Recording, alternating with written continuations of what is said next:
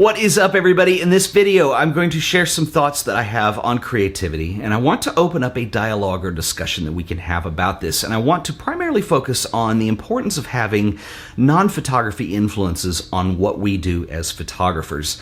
I obviously have a huge passion for photography. It's something that I have had a lifelong love affair with. I've made 560 some odd videos up to this point on it, and it is very important to me. And one of the things that I am fascinated about with photography is all the disciplines that come into play. You have things like science, optics, chemistry, electronics. There's a whole art side to it. And it's very different than something like sculpture or painting. Now, sculpture and painting are wonderful mediums too, but they're very different in that it requires the artist to have a certain hand skill set, and you're basically creating something on a blank canvas. Photography, in some ways, is the opposite of that, in that we are capturing something that already exists that can be seen. Sometimes we have control over elements in this and how it's set up, and sometimes we don't. Sometimes it's improvisational. I think Richard Avedon put this very eloquently when he said that photography, it's almost like photographs have a life of their own. They have a pre-existence, and it is our job as photographers to discover those moments and interpret them to bring them into life. And I think that's really poetic and it's really beautifully put. But because photography is so specific, I think one of the problems that we have as photographers is we are very insular. We are very isolated into our own little world of what photography is and who the people are within that, and we don't really reach outside of that. And I've done a lot of these creative thinking videos. I did one 2 weeks ago called Creative Doubt, and we were talking about, there was a response to a question that was asked on how do you deal with times when you question your own work and when you doubt your output and when you start to question things. And I think one of the appropriate responses for this is the importance of having things that aren't so related into what we do and how those can influence us as artists. And I think, I'll give you one example here. If you know me, you know I am a huge craft beer nerd, and that's an understatement. But I love craft beer, and that is an industry that 20 years ago was old, dead, tired, stale, flat. It was big corporations that were selling an inferior product to the public, but because it was beer, it would sell. And within the last 20 years, you've had this influx of a younger generation that's come in and made microbreweries and infused this creativity and excitement and passion into it. That's made that a really exciting space to watch. Now, how does this relate to photography? Well, I'll give you an example. One of my favorite breweries that has really inspired me, oddly, as a photographer, is Dogfish Head. They're out of Maryland, and Dogfish Head are highly experimental in what they do. A couple of years ago, they really grabbed my attention when they did this Ancient Ale series. Now, this was a collaboration that they did with a molecular archaeologist named Dr. Pat McGovern.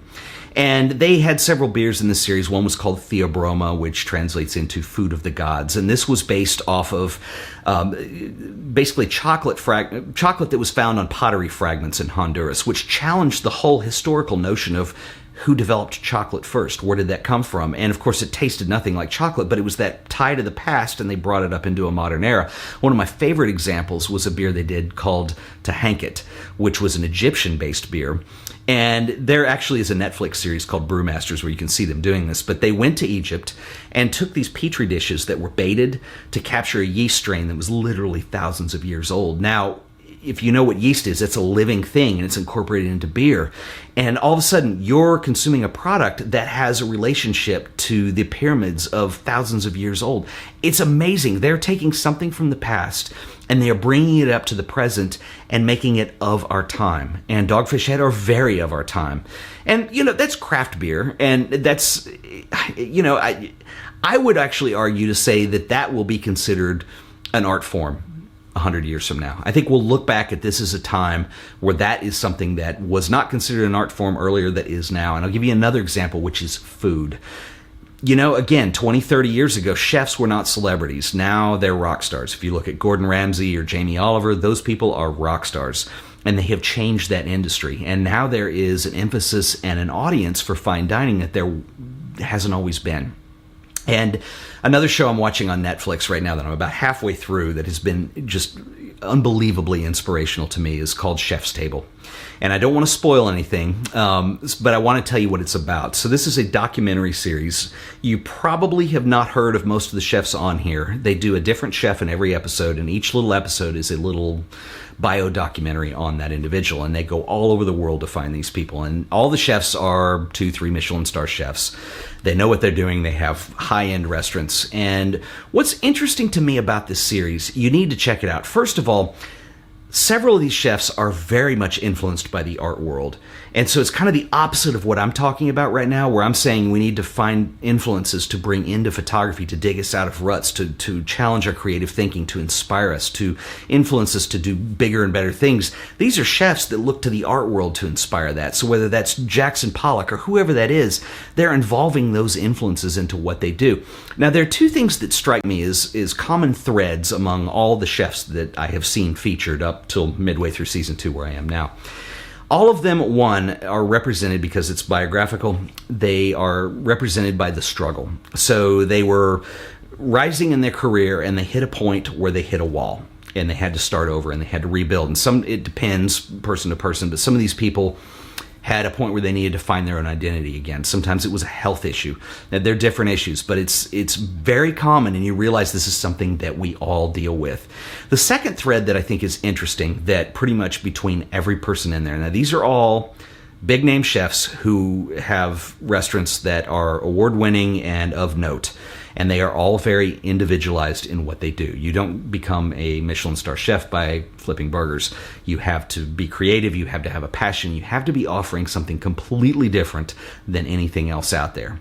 And all of these people say basically the same thing, that there comes a point where they had to express themselves, and you can't care what anybody else thinks about that. You can't control it, and you can't let it take you over. And for me, that is a huge Zen moment. And, in the first however many episodes I've watched, that is a common issue that we all have. If you're going to do something unique, it's going out there on a limb. It is going into territory where you feel no one has gone before, and it's scary. And you're afraid what people are going to think of that, and you're afraid how that's going to be interpreted. But the thing is you can't control any of those elements. So the only thing you can do is do what is right for you to do and have fun with it. Now, back to photography. Tell me that doesn't influence me in some way. It influences me to the nth degree. I mean, I'm enormously inspired by these things. And they're important, and I think they're beautiful, and I think that's what we need to be reaching for as photographers. Like I said, photography is a beautiful medium. I have dedicated my life to it. And it is something that, as a result of being very specific, can be so insular. And when was the last time we had somebody in the world of photography that blew the doors off the joint? When was the last time we had an Ansel Adams or an Henri Cartier-Bresson or a W. Eugene Smith? They don't come along that often. And in some ways, I don't think it would be me because I'm not of that talent level, but I think that we're waiting on that. Somebody is going to come along that is going to do it, and it could be one of you guys. It probably will be one of you guys. I mean, that's the amazing thing, and that's what we all share in this. Anyway, I am way off in another world right now because I'm thinking about this and how inspiring it is. I'm going to link up to some of these things now so you can go watch them. If you don't have Netflix, the trailers are available on YouTube, so I will link them up here. And if you've enjoyed this video, please remember to like it, share it, subscribe to The Art of Photography for more videos. Get your camera, get out there, and do some good. Until the next video, I'll see you guys then. Later.